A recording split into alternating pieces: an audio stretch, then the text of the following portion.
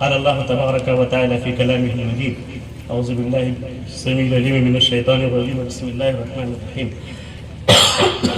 ان الدین عند اللہ الاسلام. میرا موضوع ہے جو بہت خشک بھی ہے اور اس وقت بہت چلا ہوا ہے. موضوع ہے ایکس مسلم ایک نیا فتنہ. ایکس مسلم بولنے ہی سے پتہ چل گیا ہوگا کہ موضوع میں کیا کہا جائے. ایکس مطلب پرانا جو گزر چکا، مسلم مطلب مسلمان. حالانکہ اس نام کو رکھنے کی قطعاً ضرورت نہیں تھی. ہماری شریعت نے، ہمارے دین نے اس کے لیے ایک بہترین نام منتخب کیا تھا، لیکن وہ نام چبھتا ہے، اس لیے لوگوں نے اس حد کو پار کرنے کے بعد اس نام کو نہیں اپنایا. اس دور میں ایک نیا نام اس نے پیش کیا تاکہ یہ نام اس کو نہیں ہم لوگوں کو چبھے. لیکن انشاءاللہ ایسا نہیں ہوگا اور ان لوگوں کے بھوکوں سے یہ چراغ نہیں بجھے گا. شریعت نے ایکس مسلم کو جو نام دیا اس کا نام ہے، وہ لفظ ہے مرتد. بہت ہی واضح ہے، اس کی مکمل تاریخ ہے اور نبی کریم جناب محمد رسول اللہ صلی اللہ علیہ وسلم کے انتقال کے بعد جو سب سے پہلا فتنہ اٹھا وہ فتنہ ارتداد کا تھا، وہ ردہ کا تھا. حضرت ابوبکر صدیق رضی اللہ تعالیٰ عنہ کا دور خلافت چل رہا تھا اور اس وقت انہی مسلمانوں میں سے کچھ مسلمانوں نے جو ابھی نئے نئے اسلام میں داخل ہوئے تھے، جن کا ایمان کمزور تھا، جن کا عقیدہ مضبوط نہیں تھا، ان لوگوں نے زکوٰۃ دینے سے انکار کیا. ان لوگوں نے کہا کہ اب اس کی قطعاً ضرورت نہیں ہے. اللہ کا رسول صلی اللہ علیہ وسلم تھے تو اس چیز کی ضرورت تھی. اب اللہ کا رسول صلی اللہ علیہ وسلم اس دنیا میں نہیں رہے، لہٰذا اس کی ضرورت نہیں ہے. صحابہ میں اختلاف ہوا، حتیٰ کہ حضرت عمر فاروق رضی اللہ تعالیٰ عنہ نے بھی اختلاف کیا، لیکن حضرت ابوبکر صدیق رضی اللہ تعالیٰ عنہ اٹل رہے اپنے فیصلے پر اور کہا کہ اس وقت جو اللہ کے رسول صلی اللہ علیہ وسلم کے زمانے میں جو بکری زکوٰۃ میں دیا کرتا تھا، جو اونٹ زکوٰۃ میں دیا کرتا تھا، میں وہ بھی لوں گا، اور جس رسی میں اس کو باندھ کے رکھتے تھے میں وہ بھی وصول کروں گا. جنگ لڑی گئی اور وہ فتنہ ختم ہو گیا. فتنہ تو ختم ہو گیا لیکن اس فتنے کے جو آثار تھے وہ باقی رہے اور آج تک یہ سلسلہ جاری ہے. بیچ میں اسی ہندوستان کی سرزمین میں ایکس مسلم یا فتنے ارتداد کی ایک لہر اٹھی اور اس میں ایک نمایاں نام سامنے آیا جس کا نام تھا سلمان رشدی. اس نے قرآن کے خلاف کتاب لکھی اور شیطانی آیات کا اس کو نام دیا اور اس کتاب کے اندر اس نے اسلام کے اندر شکوک و شبہات پیدا کرنے کی کوشش کی، اسلام کو بدنام کرنے کی کوشش کی. اس کا ایک سلسلہ بنگلہ دیش کی سرزمین پر بھی شروع ہوا اور لجہ نامی کتاب آئی جس کی لیکھک، جس کی لکھنے والی ایک ایکس مسلم، ایک مرتدہ، وہ تسلیمہ نسرین تھی.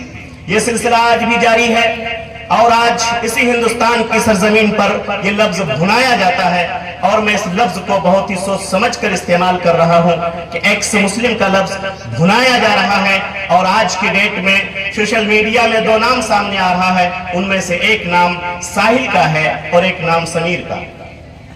یہ دونوں پیشے سے انجینئر ہیں، عربی زبان پر کسی حد تک عبور تو نہیں کہہ سکتے لیکن کہ پڑھ لیتے ہیں اور اردو میں اور انگریزی میں ان کو عبور حاصل ہے. اس سے ترجمہ قرآن دیکھتے ہیں اور اسلام پر، مسلمانوں پر رد کرنے کی کوشش کرتے ہیں. یہ لفظ ان لوگوں نے استعمال کیا کہ ہم ایکس مسلم ہیں، حالانکہ وہ مرتد ہیں اور ان کو یہ کہنے میں کوئی باک نہیں ہونا چاہیے کہ ہم نے اسلام کو چھوڑ دیا ہے، لیکن وہ ہم لوگوں کو یہ لفظ چبھونے کے لیے انہوں نے استعمال کیا اور کہا کہ ہم ایکس مسلم ہیں. اس میں سب سے زیادہ افسوسناک بات یہ ہے کہ اس کا جواب دینے کے لیے جب ٹی وی چینل کے پینل پر لوگوں کو بلایا جاتا ہے، لوگوں کو بٹھایا جاتا ہے تو اہل علم میں سے اس میں کوئی نہیں ہوتا، بلکہ وہ بکے ہوئے لوگ ہوتے ہیں جن کے نام کے ساتھ عالم کا، جن کے نام کے ساتھ مفتی کا شوشہ لگا ہوتا ہے. لوگ یہ سمجھتے ہیں، سوشل میڈیا کے ذریعہ لوگوں کے ذہن میں یہ بٹھایا جاتا ہے کہ یہ اسلام کے نمائندہ لوگ ہیں اور ایکس مسلم کے سامنے یہ اپاہج ہیں، یہ جواب نہیں دے سکتے. सच्चाई ये नहीं है, सच्चाई ये है कि अगर इन एक्स मुस्लिम के सामने, बल्कि सरीह लफ्जों में इन मुर्तदीन के सामने अगर अहले इल्म को बैठाया जाए, इन जैसे हमारे शम्स कमर को और इल्म आशना लोगों को बैठाया जाए, तो मुझे यकीन है कि वो एक मिनट भी नहीं टिक सकते। बल्कि मैं तो ये कहूँगा, इन लोगों को छोड़िए, बल्कि इनके तलबा भी अगर उनके सामने बैठ जाएं तो एक्स मुस्लिम एक मिनट भी टिक नहीं सकता है। इनका भी वही जुमला, इनके भी वही एतराज़ात हैं जो पहले का चबाया हुआ लुकमा है, जो पहले के बताए हुए किए गए एतराज़ हैं और जिसका जवाब मुतअद्दिद बार दिया जा चुका है। मेरे भाइयों, इस सिलसिले में पहले तो हम ये साफ कर लें कि ये है क्या और इससे होता क्या है, और दूसरी चीज हम ये बताना चाहेंगे अपने इस महदूद वक्त में कि इसके असबाब क्या हैं। बस इन्हीं दो बातों पर मैं अपनी बात खत्म करूंगा। पहली बात तो ये है कि इर्तिदाद का जिक्र कुरान करीम में कई बार आया है, अहादीस मुबारका में भी उसका जिक्र है। पहले तो लुग़वी तौर पर हमें यह समझना चाहिए कि मुर्तद क्या है, इर्तिदाद क्या है, रद्दा क्या है। रद्दा कहते हैं कि एक आदमी चल रहा है, रास्ते में अचानक रुक जाए और उस सफर को छोड़ करके वो पलट जाए, जिसको रिद्दा कहा जाता है। इंसान चले रास्ते में, आधे रास्ते से वो पलट आए तो उसको रिद्दा कहा जाता है। एक मुसलमान है, इस्लाम के रास्ते पर चल रहा है, कुछ देर चला और पलट गया, इस पलटने का नाम रिद्दा है। जो ऐसा करता है उसको मुर्तद कहा जाता है। ऐसा करने के कई असबाब हैं। पहला सबब यह है, इंसान क्यों करता है, कभी कभी वो इस्तेहज़ान करता है, मजाक उड़ाता है और मजाक उड़ाना उसका मकसद होता है, इसलिए वो ऐसा करता है। दूसरा सबब यह भी होता है कि रिनादन, उसके दिल में इस्लाम के खिलाफ नरमी नहीं है, सख्ती है। वो चाहता है कि मैं इस्लाम को डेमोलाइज करूं, वो चाहता है मैं इस्लाम को बदनाम करूं, इसलिए वो ऐसा करता है। दूसरा सबब यह भी है कि इंसान कभी कभी बिक जाता है, जिस तरह से सलमान रुश्दी बिका, तस्लीमा नसरीन बिकी और साहिल और समीर बिके। उनके पीछे पैसे खर्च कराए जाते हैं और उनको बताया जाता है कि आपको ये सब करना है ताकि इस्लाम की दावत जो चारों तरफ फैल रही है वो रुक जाए, इसके लिए काम कराया जाता है। बहरकैफ इसके कई असबाब होते हैं और इन सारे असबाब में अहम मकसद यह है कि इंसान इस्लाम को छोड़ करके फिर कुफ्र की तरफ पलट जाता है। इसका नाम इर्तिदाद, और ऐसा जो करता है उसको मुर्तद कहते हैं, जिसको इस वक्त लोगों ने मीडिया में एक्स मुस्लिम का नाम दे रखा है। जो ऐसा करेगा उसके साथ क्या होगा, कुरान करीम कहता है वमन यर्तदिद मिनकुम अन दीनिही फयमुत वहुव काफिरुन फउलाइका हबतत अमालुहुम। इंसान ऐसा करता है और फिर वो इस्लाम से फिर जाता है तो उसके सारे अमाल ज़ाया और बर्बाद कर दिए जाएंगे। ढेर सारी दलीलें हैं कि वो जाहिर है कि वो काफिर हो जाएगा और वो इस्लाम में नहीं रहेगा। ये तो शरई नुक्ते नजर से है जो मैंने आपको बताया। अब मैं ये बताना चाहता हूँ कि ये होता क्यों, इसके असबाब क्या है और कहां कहां ये हो रहा है। इन चीजों को पेश करके मैं अपनी बात खत्म करूंगा, अपना मकाला में बंद करूंगा। पहली बात तो ये है कि आजकल ये फितना सबसे ज्यादा पढ़े लिखे लोगों में आ रहा है। पढ़े लिखे लोगों में फितना, इस फितना के, एक्स मुस्लिम के फितना के आने का सबसे बड़ा जो सबब है उसका कुछ हिस्सा अभी फजीलत शेख डॉक्टर फारूक अब्दुल्ला नरायन की गुफ्तगू में आ चुका है। उसका सबसे बड़ा सबब यह है कि हम और हमारे नौजवान जो खास तौर पर स्कूलों में पढ़ते हैं उनको पता ही नहीं है कि इल्म कहाँ से हासिल करना है।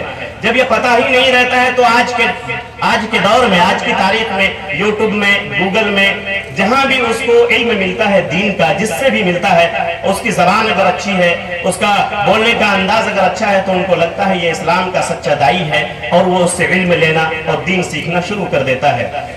अव्वलन इन चीजों से परहेज करना होगा और देखना होगा कि आप किन से इल्म हासिल कर रहे हैं। इस सिलसिले में ये बता देना मैं मुनासिब समझता हूं कि आप जिस आलिम दीन से भी वाबस्ता हैं और अगर नहीं है तो आपको होना चाहिए, अपने आलिमों से आप पूछें कि हम किन आलिमों की गुफ्तगू यूट्यूब में सुनेंगे और गूगल में किन किन की किताबों को, तहरीरों को हम पढ़ेंगे, किन की तकरीरें हम सुनेंगे। अगर ऐसा नहीं करेंगे तो कब आप एक्स मुस्लिम के चपेट में आ जाएंगे आपको अंदाजा भी नहीं होगा।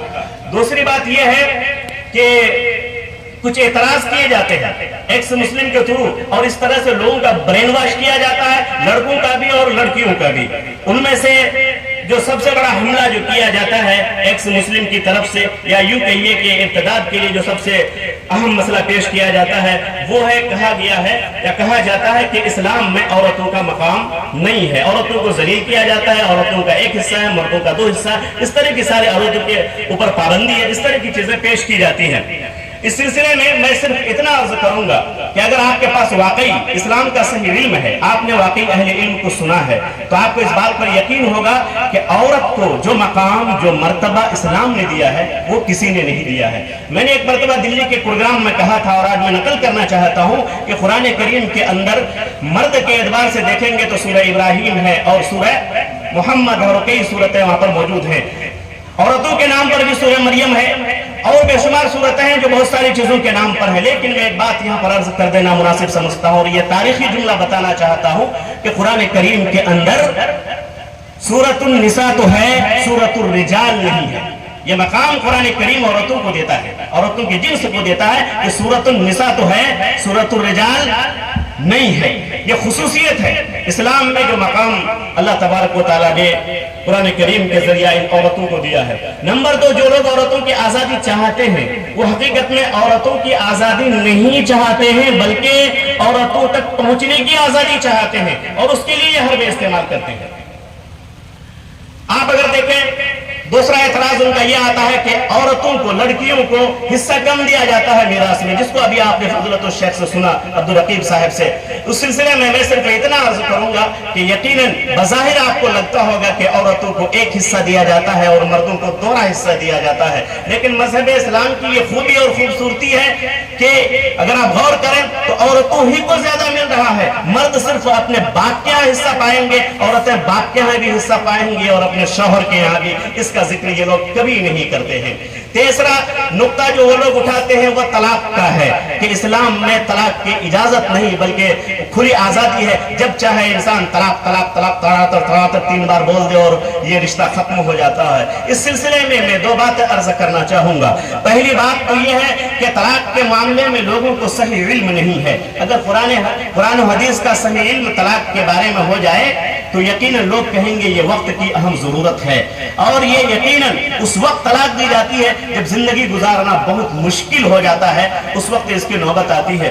اور 3 طلاق کو ایک ساتھ دینا ہی نہیں چاہیے۔ پورے عالم اسلام کو بدنام کرنے کے لیے طلاق کا جو مسئلہ اٹھایا جاتا ہے در حقیقت قرآن و حدیث کے صحیح علم نہ ہونے کا یہ نتیجہ ہے۔ اس سلسلے میں قرآن و حدیث کا صحیح علم اگر دنیا کے سامنے پیش کیا جائے تو یقیناً وہ یہ ماننے پر مجبور ہوتے ہیں کہ اگر یہ طلاق نہ ہو تو ایک عورت کی زندگی یا ایک مرد کی زندگی کبھی کبھی ایک آگ کی طرح ہو کر رہ جائے گی اور زندگی گزارنا مشکل ہو جائے گا۔ یقیناً طلاق اچھی چیز نہیں ہے، لیکن بسا اوقات یہ مجبوری آتی ہے کہ طلاق نہ دیا جائے تو یہ زندگی کی جو گاڑی ہے یہ آگے نہیں چل سکتی ہے، اور اس کی عام اجازت بھی نہیں ہے، اس کے حدود و شروط اور قواعد ہیں۔ اس لیے اور دوسری بات میں یہ بھی کہنا چاہوں گا کہ جس طرح شریعت میں طلاق مردوں کا حق بیان کیا جاتا ہے، پیش کیا جاتا ہے، وہاں پر یہ ایک سے مسلم ایک چیز کو چھپاتے ہیں، وہ یہ ہے کہ خلع بھی شرعی حکم ہے جو عورتوں کو دیا گیا ہے یہ حق کہ مرد جس طرح سے طلاق دے سکتا ہے، عورت بھی اگر کسی مرد کے پاس نہیں رہنا چاہتی ہے تو وہ خلا کرا سکتی ہے۔ لیکن ایکس مسلم اور دیگر لوگ جو لوگ اسلام پر اعتراض کرتے ہیں وہ پہلے حصے کا تو ذکر کرتے ہیں کہ عورتوں کو طلاق دے کے گھر سے نکال دیا جاتا ہے، لیکن اس حق کا ذکر نہیں کرتے کہ عورتوں کو بھی حق دیا گیا ہے اگر مرد ظلم کر رہا ہے، وہ نہ رہنا چاہے تو اس کو چھوڑ کر کے الگ ہو کر کے ایک بہترین زندگی وہ گزار سکتی ہے۔ اسی طرح سے باندی اور غلام کا مسئلہ ہے، اس کو بھی ابھی پچھلے کئی مہینے پہلے بہت پیش کیا گیا اور ہندوستان بھر میں اچھالا گیا کہ عورتوں میں باندیوں کا رواج ہے، اس کی وجہ سے اسلام کو قبول نہیں کیا جا سکتا ہے۔ اس سلسلے میں ہمارے علماء کرام، ہمارے مراد مطلب اہل اسلام جو وہاں پر آئے، غضب کی بات یہ تھی کہ یہ لوگ خود لڑکھڑائے اور ایک بھی صحیح عالم دین وہاں پر موجود نہیں تھا، ورنہ تو وہ یہ کہہ سکتا تھا کہ مذہب اسلام نے عورتوں میں سے باندیوں کو اور مردوں میں سے غلاموں کو اس وقت زندگی عطا کی جس وقت پوری دنیا اس کو نکار رہی تھی، اس کو سامنے بٹھانے کے لیے تیار نہیں تھی، اس پر ظلم ڈھا رہی تھی۔ اس وقت جناب محمد رسول اللہ صلی اللہ علیہ وسلم نے ان عورتوں کو اور مردوں کو جو غلام کے زنجیروں میں جکڑے ہوئے تھے اس کو آزاد کرانے کا حکم دیا، اور بہت ساری حدیثوں میں آپ پائیں گے کہ غلام کو آزاد کرنے کا ثواب کیا ہے۔ لوگ اس کا ذکر نہیں کرتے، صرف ایک چیز کا ذکر کر کے نکل جاتے ہیں۔ یقیناً میرا بھی ٹائم ختم ہو چکا ہے اور ظاہر ہے کہ ٹائم ختم ہونے کے بعد میں آگے نہیں بڑھ سکتا چونکہ میں دوسروں کو بڑھنے نہیں دے رہا تھا۔ مجھے لگتا ہے کہ میں نے بھی اپنے موضوع کی اپنے مناسب وقت میں، مجھے 2 وقت بھی 2 منٹ کا نہیں دیا گیا، ڈائریکٹ ختم کا گیا ہے، تو میں نے اپنے موضوع کی وضاحت کی ہے۔ اللہ تبارک و تعالی ہم تمام لوگوں کو اس فتنہ سے بچائے اور اس فتنے کو رد کرنے کے لیے ہمارے علماء کرام کو توفیق دے. آج وقت کی ضرورت ہے.